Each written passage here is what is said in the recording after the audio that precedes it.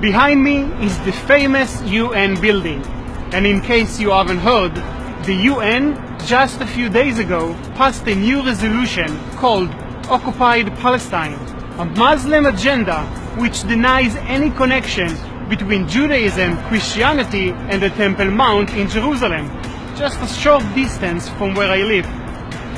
The only countries to vote against this resolution were the United States, United Kingdom, Germany, Holland, Lithuania and Estonia.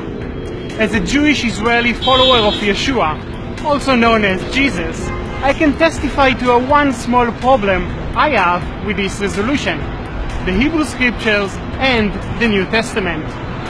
Long before Muhammad or the UN ever existed, the most famous Jewish Israeli to ever live, Jesus, was described by another Jew, Matthew, as speaking to his Jewish disciples on the Temple Mount, right there in Jerusalem. But apparently, the UN does not consider the Bible to be an historical document, and therefore falsely claims that we, evil Israel and the evil Jews, are occupying and destroying holy Palestinian places such as the Western Wall and other holy places in Jerusalem, stealing them from the hands of the innocent Muslim Palestinians.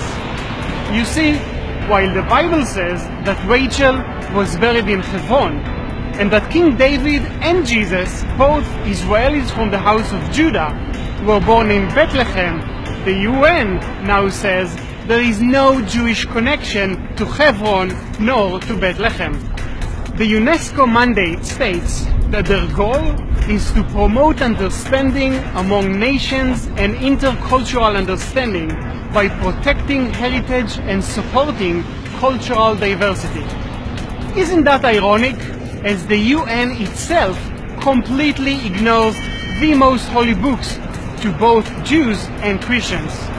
All the UN did was to only further add to the tensions between Jews, Christians and Muslims. If you too honor the Judeo-Christian tradition, please join us in calling the Secretary General of the UN and the nations of the world to oppose this ridiculous new resolution and affirm the historic relationship between the Jewish people and Jerusalem. If you agree with this statement, please share this video.